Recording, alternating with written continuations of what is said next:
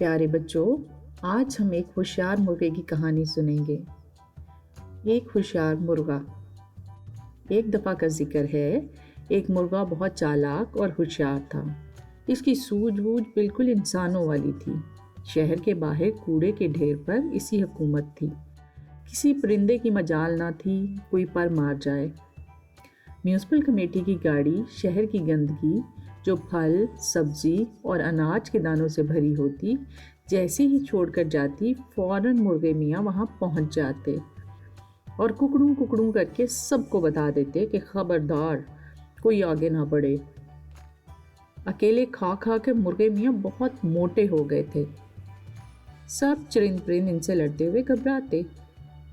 एक दफ़ा एक कुत्ता इनको खाने के लिए झपटा, लेकिन मुर्गे मियाँ ने ऐसी चोंचे मारी कि गरीब ने भाग कर जान बचाई।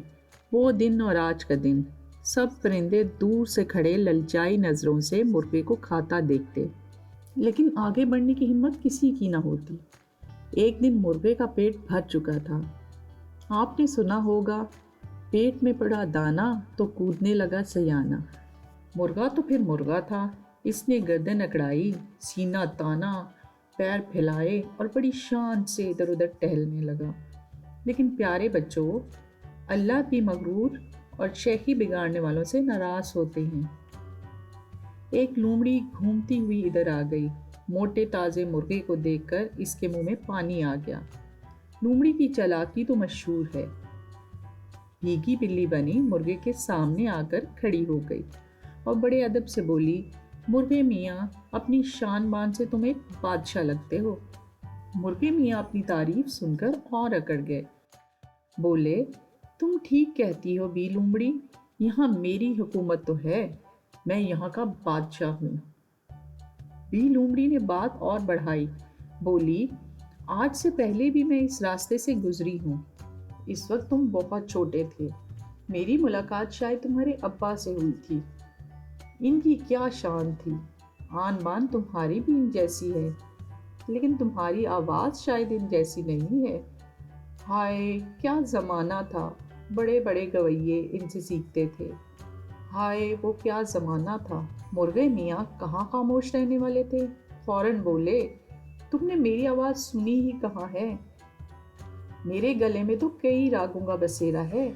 इतना कहकर मुर्गे मियाँ बांग देने लगे, कुकड़ू कू कुकड़ू कू। बी लोमड़ी बोली, वाह वाह, आवाज़ में वही लय है, लेकिन वो तो और भी महारत रखते थे। एक आंख बंद करके और एक टांग उठाकर राग गाते थे। मुर्गे मियाँ बोले, ये तो मेरे बाएं हाथ का खेल है। बस तो अब आ गई शामत मुर्गे मियाँ की। मुर्गे मियाँ ने एक आंख बंद की और एक टांग पर खड़े होकर जोर जोर से बांगे देने लगे। वाह वाह, आवाज़ तो बिल्कुल तानसेन जैसी पाई है। तुम तो वाकई अपने बाप की तरह काबिल हो। लेकिन उनमें तो एक और कमाल भी था।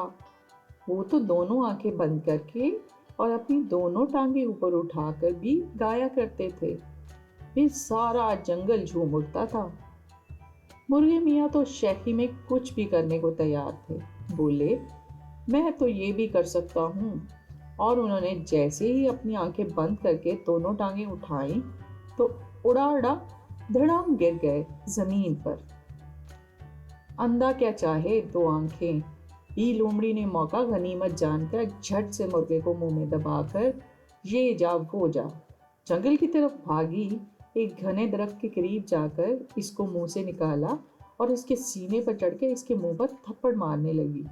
मुर्गे मियाँ को अब होश आया, जब सारी शान मिट्टी में मिल गई। गुरूर का यही इंजाम होता है। जमीन पर पड़े पड़े इसने तौबा की और अपने किए की अल्लाह से माफ़ी मांगी। अब कभी गुरूर नहीं करूँगा, मुझे माफ़ कर दे अल्लाह मियाँ, मुझे आज बचा ले। प्यारे बच्चों, अल्लाह तो सबकी सुनता है। फिर मुर्गे मियाँ की दुआ कैसे कबूल ना होती। इधर लोमड़ी अपनी चालाकी पर फख्र कर रही थी। मियाँ मुर्गे लहू लुहान नीम जान पड़े थे। लोमड़ी ने सोचा, अब भाग कर कहाँ जाएगा, मैं ज़रा पसीना सुखा लूँ। ये सोचकर लोमड़ी मुर्गे मियाँ के सीने से अलग होकर बड़े तकब्बुर से इधर से उधर टहलने लगी। मियाँ मुर्गे ने मौके से फ़ायदा उठाया اللہ کا نام لے کر وہاں سے بھاگ نکلے اور ایک پیڑ پر چڑھ کر بیٹھ گئے۔ خدا کا شکر کیا کہ جان بچ گئی۔ بی لومڑی یہ دیکھ کر ہکا بکا رہ گئی، تھوڑی دیر گمسم دیکھتی رہی، پھر جھاڑیوں میں چھپ گئی۔